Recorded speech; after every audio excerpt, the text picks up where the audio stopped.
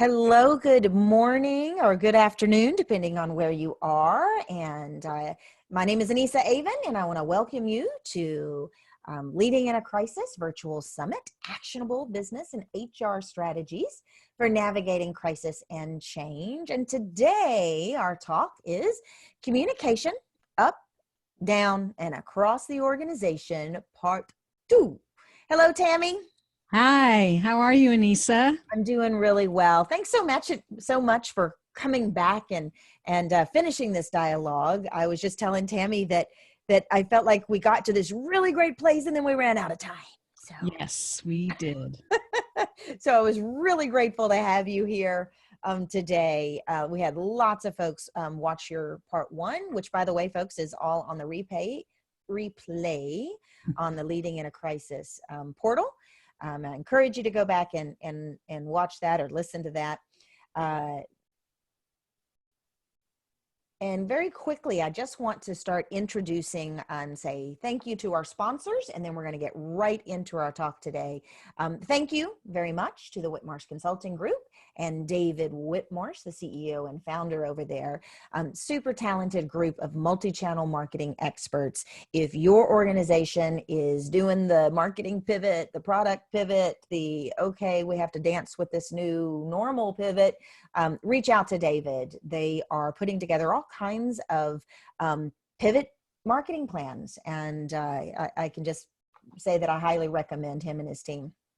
I want to say thank you to Inspar HR that makes a difference. Inspar is one of our sponsors, and what I'm most impressed with about Inspar is just their level of integrity and the values that such a large organization really emulates. And when I reached out and said, would you be willing to sponsor, and would you be willing to give something away for free, something relevant and meaningful during this difficult time?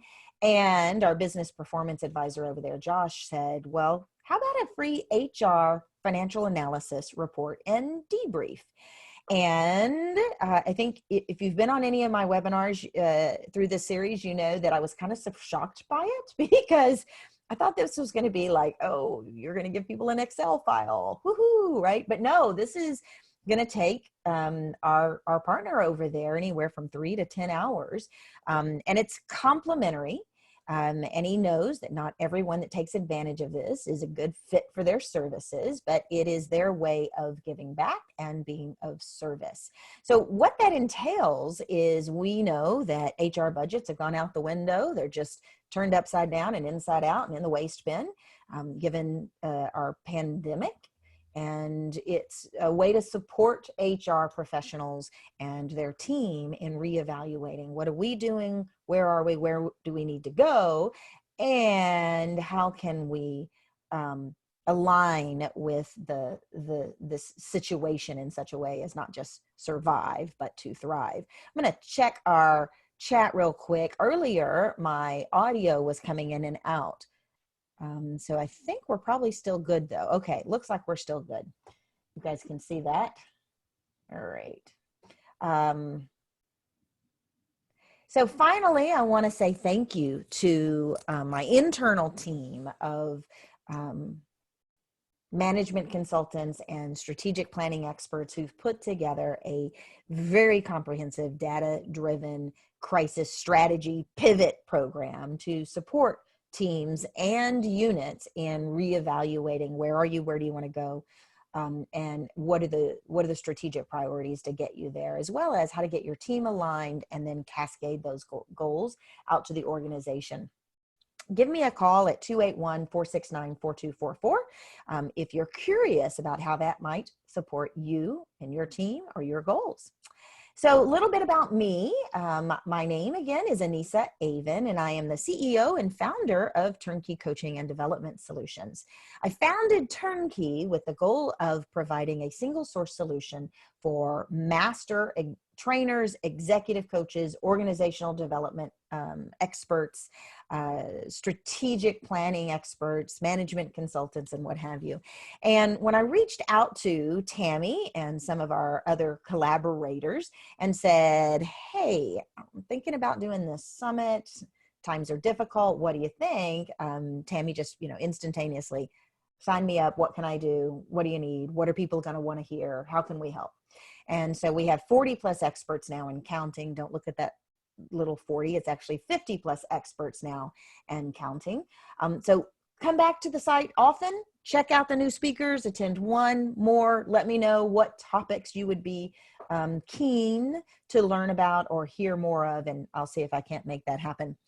I want to say, introduce to you Tami Gulerlo. She is a coach, master trainer, organizational development consultant. Tami holds a BA in psychology from Hampshire College and an MBA from Boston College.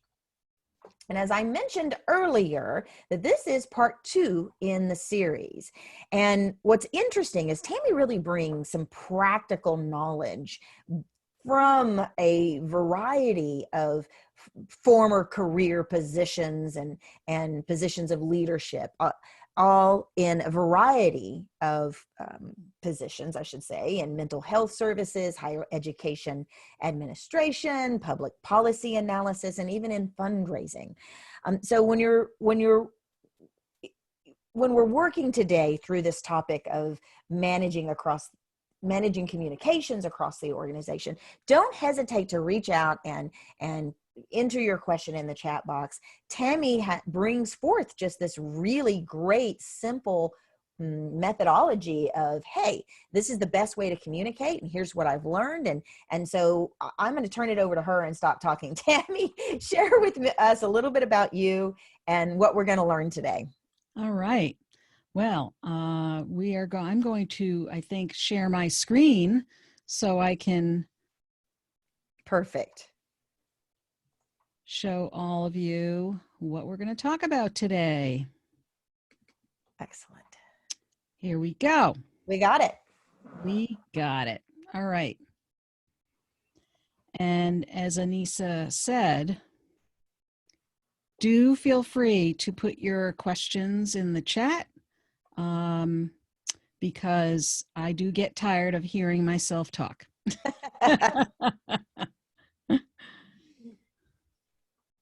So I'm also somebody who loves quotes, and I love being inspired by quotes.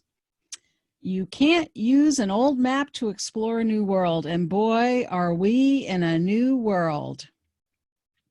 So that includes how we're communicating with each other. So while we're using tools and approaches that some of us may already be familiar with, we are definitely having to explore some new approaches, or taking some of the tools we already have and using them in new ways. So let's talk about what we're going to do here today. So first and foremost, I want to address the air of uncertainty that we're dealing with right now. I think we're all feeling it. As they say, the only constant is change, and change is definitely happening all around us every day. So we want to talk about that a little bit and how that impacts our ability to communicate effectively. We're also going to examine how our assumptions and expectations can steer our communication and behavior in a variety of directions, and how we can be aware of how assumptions and expectations have an impact on those things. And then I want to introduce some practices that can ease communications, make some things easier right now, and also offer you some models and approaches for giving and receiving feedback. I think that right now, while many of us are working remotely or feeling a little at a distance, sometimes we maybe have something to say to one another and we're not quite sure how to say it. So while I'm not somebody who likes to live from a place of fear, I do think it's very human to have some sense that that we are in a state of uncertainty right now. We don't know what's ahead, and that creates some fear. And it also, you know, for some of us, I try to look at uncertainty as we don't know what's ahead, so let's stay open and curious about what's ahead of us. But as leaders and managers, I am making the assumption that we have some leaders and managers listening today. I would encourage you to communicate your concerns or your fears to the people you work with, to the people you are leading. I'm not saying to, you know, lay all your fears down and be, you know, fall into a puddle of tears in front of everyone. But I do think that this is a time to be even more authentic and more transparent, more human. It's a time to be more real. People are looking for that. People will take your lead on that. It demonstrates humanity. It makes you more approachable. And people need that right now because everybody feels like there's an element of reality that's a little bit out of reach.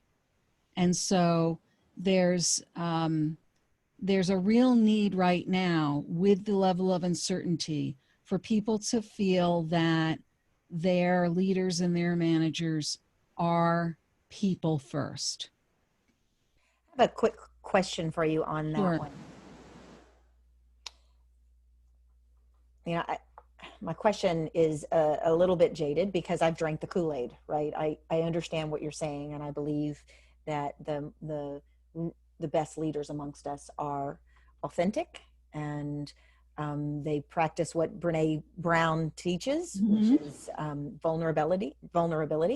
Mm-hmm. What, though, in your work have you found is the cure for that belief that a leader who shows weakness of any kind, concern, fear, doubt, vulnerability, is somehow too weak to lead? It's an old school belief in my mind, but we are still seeing it, witnessing it by leaders every day. Mm-hmm. How does someone overcome that? Oh, no, I'm not going to go there. That's too touchy feely. I'm not going to talk about my fears. I've got to be strong for my people. Well, I would say to them that people will see through that and they won't believe it. That they will that will probably engender more mistrust and leave people feeling unsettled. Now, some of those things may be very subtle. They may not be even conscious, but it will be kind of in the air, so to speak. So, you know, it might be difficult to someone who says that, who's, let's say, a very concrete kind of thinker, someone who really, you know, plays everything by the book, very linear thinker. It may be very hard for them to show up with sharing anything that makes them vulnerable. And I understand that. I mean, it's a very, you know, it can be very challenging. But I think that I'm not asking people who normally don't wear their hearts on their sleeves to all of a sudden become somebody else. But I think that it is helpful for them to share perhaps a part of themselves that they may not have shared otherwise, really in service to the whole, not necessarily to, you know, like I said, not to fall down in a puddle of tears in front of everyone. It's not about showing weakness. It's about showing, um, it's really about a demonstration of strength in that there's an ability to be human in the face of uncertainty and strength in the face of uncertainty that, yeah, we don't know what's ahead. So we have to realize that there's an I don't know, and I'm still going to put one foot in front of the other and keep going. Very good. Um, so I think everyone has to do it in their own way, but I do know that if our leaders don't show up a little bit more human in some ways or a little bit more vulnerable, it's going to leave those people who are watching them feeling that they're on more shaky ground. It And breaks that's the, trust. yeah, and that's the last thing people need. And Yeah. so I think there's a number of ways to do that. So they don't have to spend a lot of time there. They can then move on and say, okay, so based on what we do know, based on what we do have control over, here are some of the plans we have. Here's where we're looking at the budgets or the policies. And then I think also, as I say here, listen to people's questions. You know, you can be an active listener. It's by the nature of the way you listen to people shows that you are caring, that you can listen with humanity.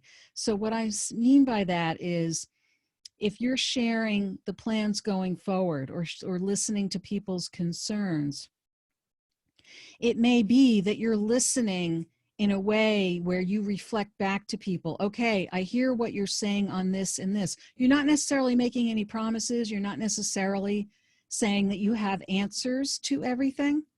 But I think the more honest you can be with people, even when you don't know something, that's honest. Mm-hmm. And to say, look, we need your questions. We don't have all the answers. We're going to get back to you as soon as possible. Or to say, listen, some of these are questions you're going to help us answer. It's not about the people at the top having all the answers. So I think that's important.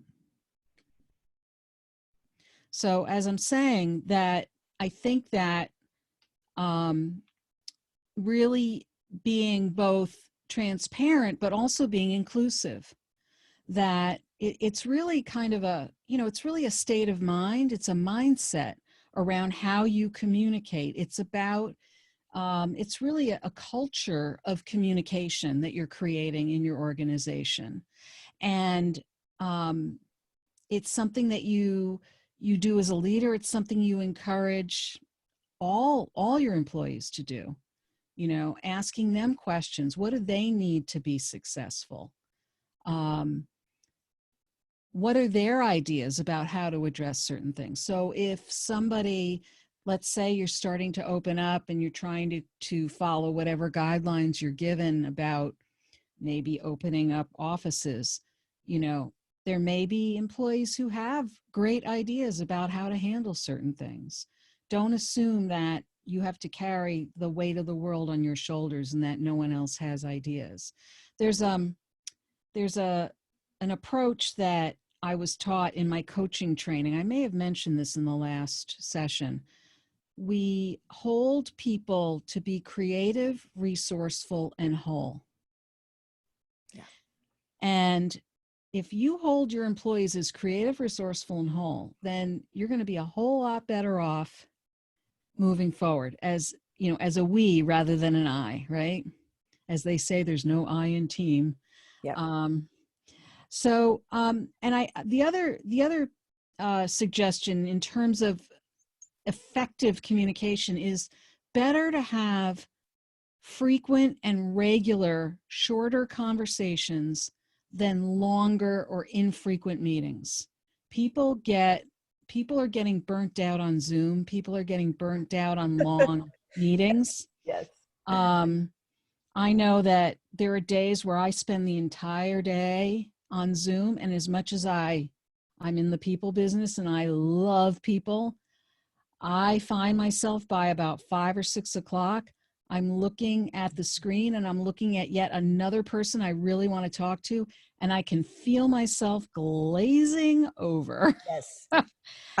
There's a couple of comments. I want to read one. Alicia, thank you. You've had several good comments here. I'm going to read this last one. I totally agree that inviting answers from employees shares the responsibility and brings them into the picture, for they are just as important. Great. Love hearing that. Love hearing that.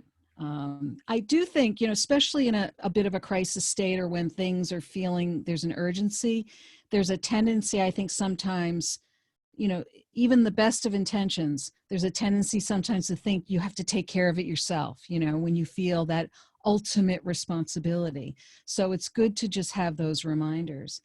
And I think right now it's also an important time even to create forums or opportunities for your employees to have a chance to talk about what's going on with the changes. Do people have a place to talk about how they feel? And as I say here, I'm not inviting people to become therapists, but I do think that this is an opportunity for leaders and managers to put their coaching hats on. And if they don't feel comfortable with that, I know where they can get some good coaching training and coaching skills. That's right. You know, on this note, just I didn't mean to sound like an advertisement, but I do think that there's a way to embrace people from a coaching perspective. That's right. Give them a place to be able to safely talk about how it feels so that they can get some things out so that they can move on and be productive. Yeah. And, you know, a lot of our folks on the call are HR professionals, and we've added a few HR panelists, just real HR VPs that are in the trenches right now, this week and next week and moving forward. And I was speaking to Tina Garola, who's the VP of HR over at Residential Design Services yesterday, about her upcoming panel. And the one thing that she said to me, she said, there's a lot on our plate right now, lots of furloughs, et cetera. She said, but the one thing that my employees are telling me that matters more to them than anything else is that I am simply being present when they have concerns or doubts or fears or and my job is to communicate with them. She says, I'm dropping all other, you know, she didn't say this, but there's a lot on her plate that may not get done, but her priority has been providing her 1,000+ employees with a forum to feel heard. Yeah. I think it will pay off in spades. I really do. Once things stabilize more, I don't even want to say once they get back to normal, because I don't know what that means. But I do think that by doing so, that will pay off. Really do. Is this the right place to read a question Nathan has? And then if you're going to answer this a little bit later, that's okay too. But Sure. I'll read it real quick. Sure. In fact, we've got two questions. One from Nathan. What boundaries do you set with your team that you are still authentic, but then, you know, still providing strength to the team? And what about confidentiality? It's question number one. Yeah.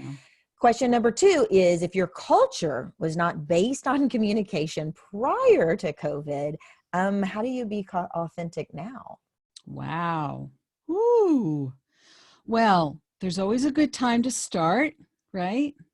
So you want to enter into that, you know, gently, right? So, so in terms of boundaries, I think it's important for people to, you know, check in with yourself. You have to know yourself well. And if something feels uncomfortable, it's more of a visceral feeling more than anything. If it doesn't feel right, trust yourself first. Confidentiality, again, it's usually pretty clear. At least, I guess for me, it's clear cut because I deal with that all the time. But I would say if anybody is trying to share something with you that is of a purely personal nature or has something to do with what is traditionally a confidential nature, you know, by policy, you know, those are things that happen behind closed doors, whatever those closed doors look like these days. And if you need to find a polite way to say, you know, I think we need to have that conversation another time or offline, or you might even stop somebody politely and say, you know, let me just stop you for a moment. This might be the kind of conversation we need to have more privately. So you can, you know, you can even use body language if you're visually with someone, even on Zoom. You can just say, let me just, you know, in a way you almost ask permission to stop somebody, and you say, let me just stop you for a moment there. I just want to make sure that I think this is something that we really need to handle more confidentially, or I think this is something we may want to talk about later. If it feels like something where, and we many of us have one person or two people on a team or in an organization where their boundaries aren't always as tight as some other people's are. Those are people who, we need to have maybe a more private conversation with and talk about what the impact is when they exceed those boundaries, or offer them some feedback or examples of when they may have exceeded some boundaries. I also think that, each of us has our own tolerance for certain topics or certain areas that, we may think they're exceeding boundaries, someone else may not. So we may want to check them out with a trusted other colleague to see, is this really crossing a boundary line, or is it just, just me, something that just bothers me? And even if it is, you can address it. We are going to talk about giving feedback a little later, so we can maybe address it there. So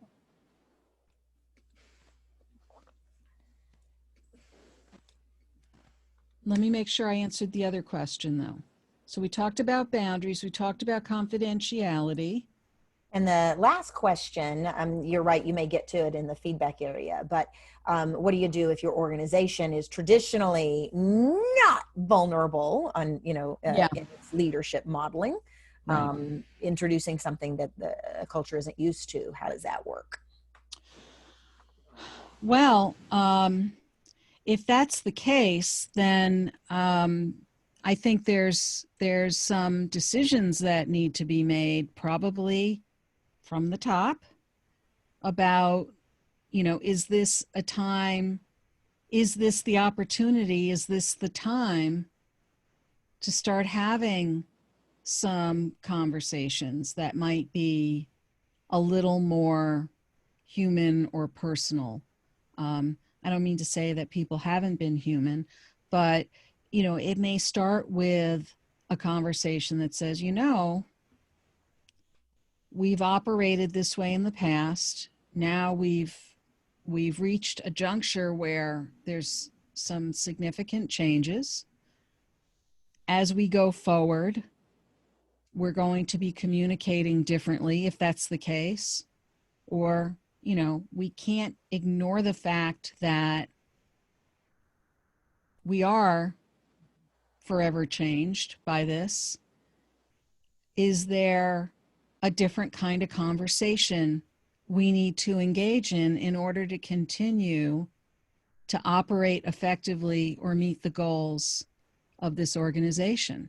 So maybe to ask the question about, to frame it in a way that starts with something that's already tied to something that has been important to the organization, especially if you're trying to address it with somebody who you feel might be not totally receptive to the question, or because I'm sensing that if you have an organization where that kind of communication hasn't been present at all, my sense is that there may have already been some issues there with communication, or I don't know, because I don't know, I don't know what's been going on. But what you're saying too that's helpful is there's an ideal culture change component, and that starts with having dialogues amongst our peers. And just to add to that, I think that we can also every leader can begin to practice and model their own version of authenticity. And just to mention a resource, there's a really great book. The author's name just escaped me. It'll come, you may know it, but Quiet Leadership. Mm-hmm. Really good book just on being present. It's taking a coach approach to leadership, active listening. David Rock. Thank you, ma'am. I knew you would know. But that's a great book that individual leaders can begin to model their own level of authenticity. And amazingly enough, really great leaders and their styles are contagious, at least with other strong or would Yes. be high potential leaders.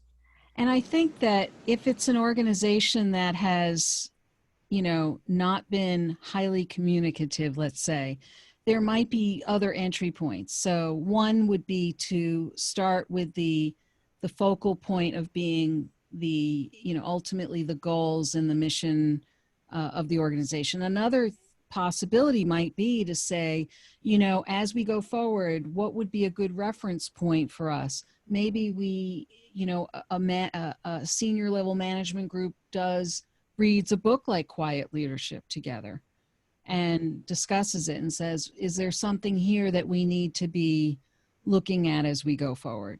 So there may be a lot of different ways to kind of introduce those ideas without it feeling like any one or small group of people are being focused on as being needing to address their behavior in some way. Yeah, very good. So I hope that was helpful. I'm always happy to answer more of these questions. I love the questions. They're great. I wanted to talk a little bit in terms of communicating up and across, because I think a lot of people find themselves in situations. I always think of this topic, influence without authority. I always think of project managers as being in this kind of situation often where they are working cross-functionally, possibly. I've seen this in a number of organizations where I've worked with engineers who have to work across functions, and they're working with people in all these different departments, and yet they have absolutely no authority over any of the people, and yet they are responsible for the outcomes. And it can be a really tough spot to be in, and yet there are some ways to think about how you communicate and how you work with each other.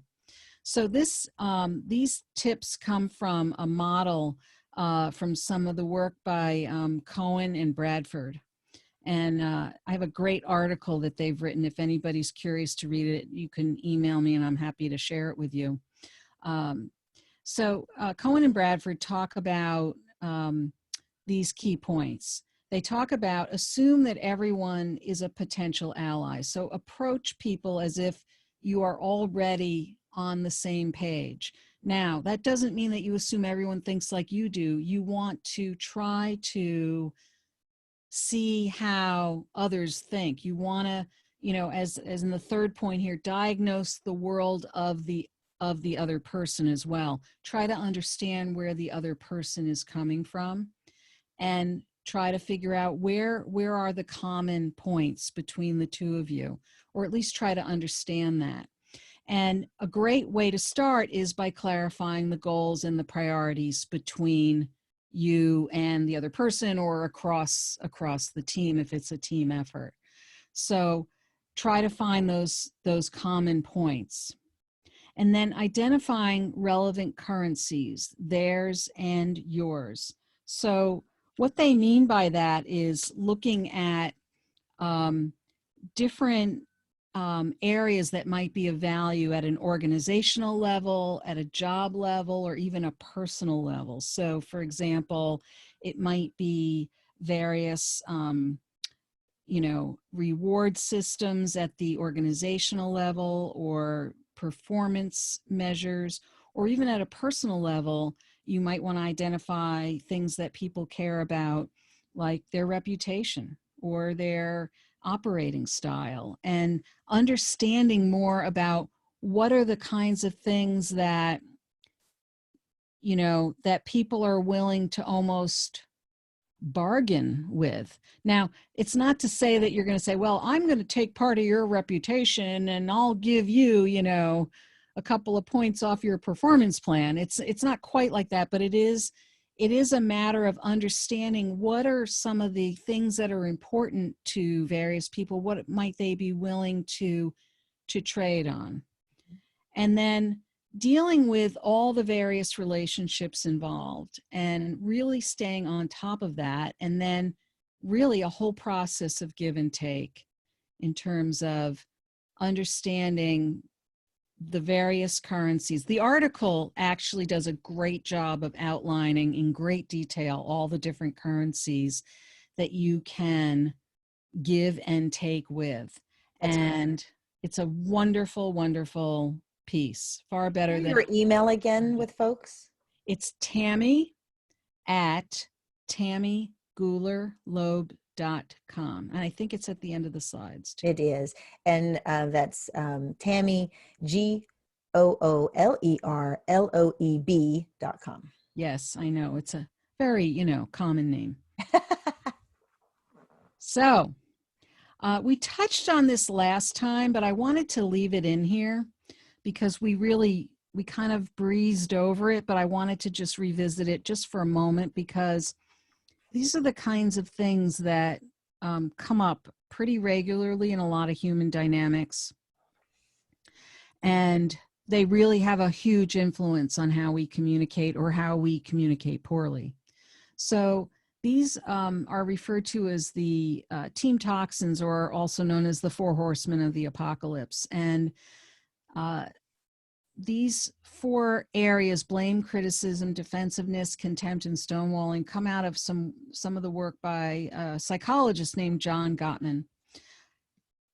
We all use these things once in a while. In fact, if you were to think about these four different toxins, my guess is you could pinpoint one of them as one of, sort of your favorite, so to speak.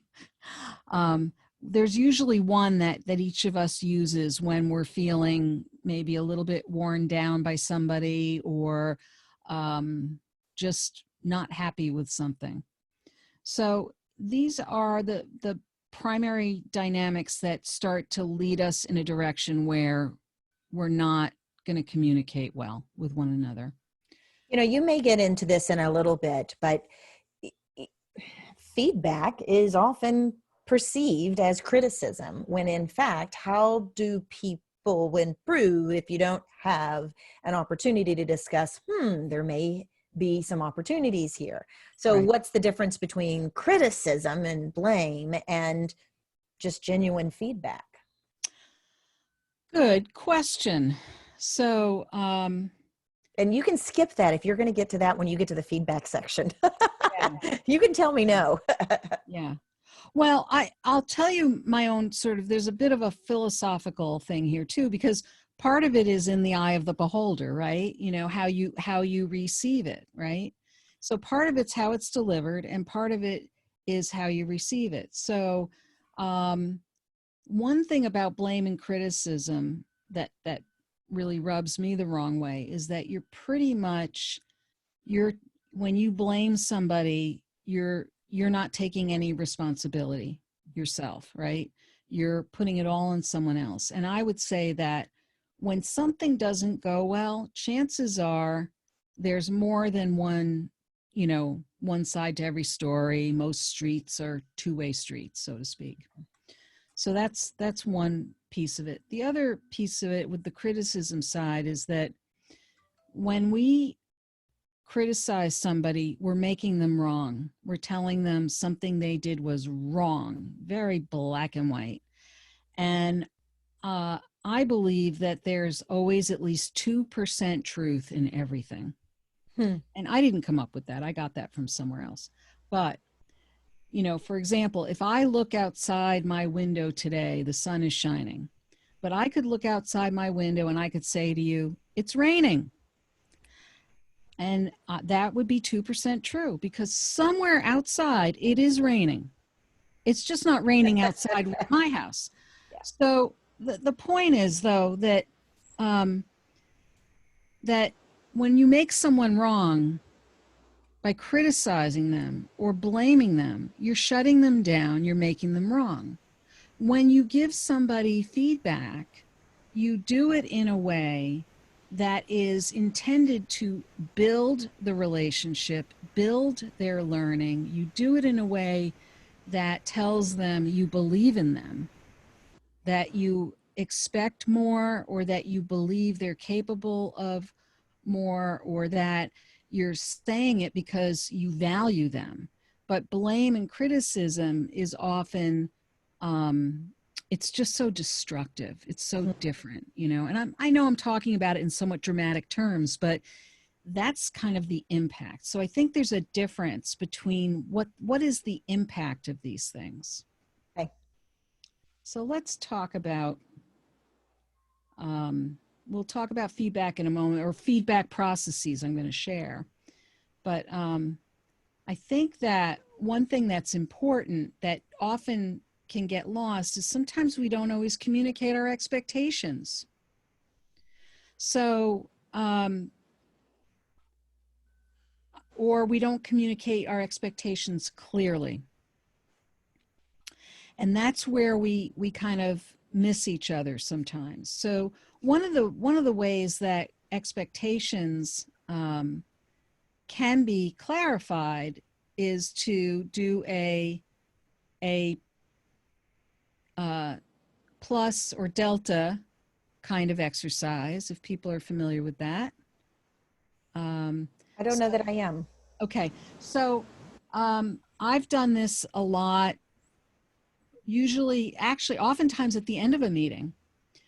You put up a piece of flip chart paper or whiteboard, whatever, and you put a plus on one side, you put a vertical line down the middle and a delta on the other. So the plus is what went well, and the delta is what would you like to have seen done differently, or what would you like to do differently going forward. So it's not about blame, or again, it's giving feedback about what you'd like to do differently. So it's not a negative thing like, oh, this was bad, this was wrong. It's asking you for constructive ideas of what you would like to do differently, or what you'd like to see differently next time. So it's all about looking forward. And it's not the negative, it's not positive negative, it's positive delta. That's right. And Positive using that delta. same concept and feedback Right. flips the dialogue. That's right. It Very good. changes the whole tone, because it's all about what are we doing next? You know, it's not about tearing anything down. It's about what are we building together? So, the other thing that's important about this is the more that you communicate this kind of information and share this kind of information, there are no surprises down the road. You don't find out later, oh, this person or that person or my boss really was unhappy with this or that. You know, the thing that often brings tears to my eyes is when I speak to a coaching client who gets in touch with me after they've had a performance review, a negative performance review that's full of surprises. And I think that should never happen. If their boss or their supervisor was that unhappy with them, they should have been getting feedback all along that there were some issues, or that there were some areas for correction. This should not, by the time they sit down for a performance review, there should be no surprises. Absolutely. That's my opinion, and I think most people would agree with that, but it happens way too often. So people want to work for a leader who sets clear expectations and gives clear feedback. Clear feedback doesn't mean that it's always positive. It means that it could be constructive. It could be full of deltas. That's okay. So let's talk about one model of feedback. This is the STAR model. I don't know if anybody here has seen this particular model. I like this one because it's kind of a nice, crisp acronym. And it's, I think, you know, first of all, people don't like to give feedback. It makes them uncomfortable for the most part, unless it's something that you've done a lot of and you've gotten used to it. But for the most part, I find that people, it's not their favorite thing to do. Let's be clear, right? So let's say I was trying to think of what could be a good example to give for, you know, demonstrating this. And I don't know what came to mind was, you know, like, let's say, of course, I thought of an example of somebody being in an office, like an open office space with cubes or something, where let's say you have someone who chews gum loudly and they crack their gum or something. I was Sure. trying to think of something inane, like, so let's say you have to give someone feedback on the fact that they crack their gum, right? So it might be something, like, well, I've noticed you really like to chew gum a lot. Statement of fact. I noticed that you chew gum, and well, I noticed that you crack it when you chew it, and well, it's a little loud, or it's kind of loud, and so the telling part might be, well, it's distracting. So what I was hoping instead is that you could chew your gum more quietly. Yeah. Would that be possible? Now, Excellent. that sounds somewhat tame, right? For a problem. I know there are bigger problems that people deal with. Well, Dave listed one that I think that is a perfect opportunity for you to run through this again. Thanks, Dave. Dave wrote, someone who is not social distancing. Oh, whew. Okay. So now if we were live in a room, I would ask Dave, what would you say? Right?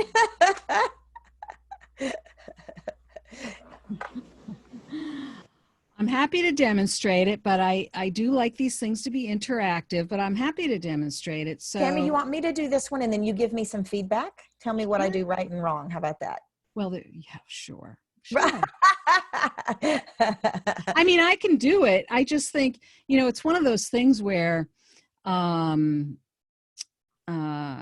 go ahead, because I'm Either sure way. there's more than one way to do this one. That's exactly right. Right. Okay. So statement of fact might be, I've noticed that we're not 6 feet apart. Mm-hmm. State why that I'm uncomfortable with that. Because I'm really wanting to social distance, Mm-hmm. right? So then name what you want instead. My request is that you honor my request to social distance, which means honor 6 feet apart. Mm-hmm. What is this last piece presenting a choice? So the choice would be, I think it depends on the circumstance. In this circumstance, it could be, so a choice could be a number of things. It could be, so I would appreciate it if you would Practice social distancing. Practice social distancing. And if I notice that we're not social distancing again, would it be okay if I remind you? That's great. Or, I mean, I guess in some cases, I'll show you the next. Let's go to the next. We might have to do some more. Can you believe it? We've got like 10 minutes left. I'm going to show you the next. Perfect. Next model. We're getting close to the end. I know I always over. Not you. We've had a lot of interactivity and this is good stuff. And there's a lot of important communications that are needing to happen. I know. So thank you. That's why I love what I do so much, Anissa. It's obvious. I'm going to show you this one. And this is it's called 2-minute feedback. And you're going to laugh when you see this. I didn't mean to put all these animations in here. I didn't. You got fancy. I don't even do it on purpose. All right. So it's called 2-minute feedback. It comes from Sherry Harley, who has a company called Candid Culture. And I do recommend that you look up some of her videos on YouTube. She's actually quite funny. And she demonstrates how to tell somebody if they smell in the office. That's perfect. Paige asked that very question. Paige really? Works in my office. I wonder what she's trying to say. Oh, no. Right? Oh, no. So, but I think, and so even though it's 8 steps, when Sherry Harley demonstrates it, it rolls right off her tongue like butter. Right. But it really works really well. And it's very quick. And what Sherry Harley says about this, and I love this, I love it, is that, you know, you make it quick. The whole point of feedback isn't to, you know, you're not trying to kill someone with feedback here. You're trying to give them the feedback and give them the opportunity to respond or to correct whatever the behavior is that you feel needs to be corrected, or correct sounds like they did something horribly wrong, but, you know, to change the behavior. So let's say we stay with the social distancing topic for a moment. So you might go up to the person who's not social distancing and say, I'd like to talk to you for a moment. I know that it's very hard to be back in the office and to, you know, navigate all that we have to do throughout the day to do everything and keep in mind that we're social distancing, but we really do need to try to manage the 6-foot social distancing. I've noticed, this is we're at number 4 now, I've noticed that there have been many times where we've come much closer to each other than the 6-foot social distancing. And I don't know if you've noticed it, but I have, and I'd like to ask that you try to stick to the social distancing. Would you try to be more mindful of that, please? Thank you. Excellent. Excellent. So No, that would be another way to do this. Now, of course, you could, you know, and this is handled, you know, as a first step, assuming that the person is just not aware. Now, it could be that the person is maybe even more careless or doesn't care. If that's the case, you would take a harder line with them, and you might have to have another one of these feedback conversations and say, you know, I need to have a you know, I need to talk to you again. I know we talked the other day, and I'm getting concerned that our conversation didn't have the impact that I hoped it would. I'm really uncomfortable with how close we're working together here. I really want to make sure that we're maintaining social distance. If, you know, if that's too, you know, if that's becoming too difficult for you, we may need to come up with another way for you to work in the office. so this 2-minute feedback is also a loop. You can start over again and again. Yes. And, you know, number 5 there gives the opening for listening also, is what you're suggesting. Okay. Yes. Yeah. Yeah. Yep. Very cool. Isn't that nice? It's clean, and there's no, you know, depending on how it's presented, I can see it minimizing the perception that it's criticism, as opposed to this is feedback. It's inclusive. It's not one way. Yeah. And I think that's what's really important. Perfect. So these are just some summarizing points. I think I'm going to get it all in this time. So just wanted to just, you know, focus, plan, and adapt your communication, right? Notice and observe nonverbal clues. Last time in part 1, we talked a lot about how important nonverbal clues are in communication.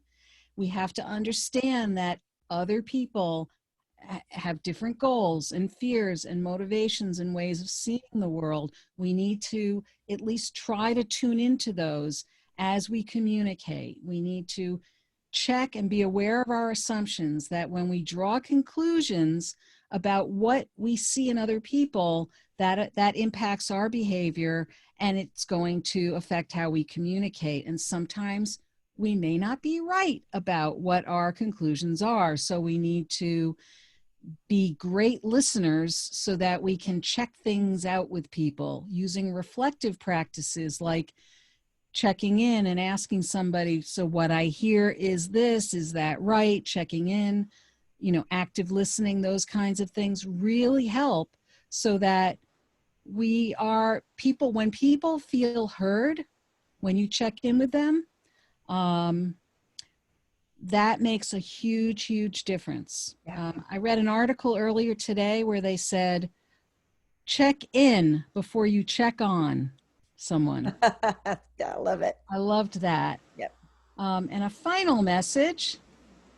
I know that there's another quote like this one that came from Maya Angelou, but this is one that I found by this other gentleman. They may forget what you said, but they will never forget how you made them feel. Yeah, absolutely. And I think that's really, really important, that we, that we leave people feeling good about their interactions with us, that we engage everyone collectively in trying to solve the problems that we're dealing with right now, and that we check in with people, not check on them.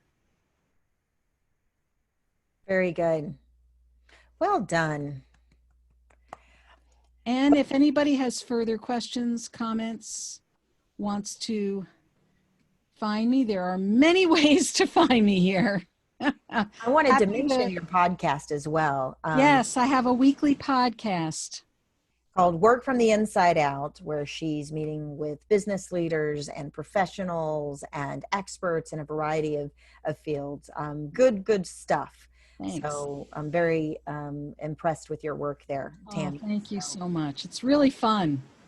Now, did you have something of value that you're also offering to folks who attend your talk? Yes, I am. I am offering, if people would like it, they can, I think it's on the site. There's a link where they can sign up for a complimentary coaching session. Yep. Laser coaching. I can't remember whether I offered 20 minutes or 30 minutes, but I think it was about that. Mm-hmm. It doesn't matter because I never watch the clock anyway. She has that on recording now, folks. I just, once I'm into it with you, I don't cut people off. Yes, so I do offer that. And then there's also the prizes that are being given. That's right. And those will automatically be notified. So those are on the site, but also folks, don't hesitate to reach out to Tami at tamigulerloeb.com. And then Tami, if you'll fast forward, I want to also share with people how they can get a hold of Turnkey as well. Okay, I will stop sharing then. I will share mine very quickly. Just want to say thank you, folks, for joining us today. And if we can be of service, I would love to hear how we can support you. It's a difficult time for all of us. So let us know your feedback on our talk today. Let us know what other talks you'd like to hear, and reach out. We look forward to hearing from you. So Tami, thank you so much. That was awesome. My pleasure. Okay. Bye, everyone. Thank you so much.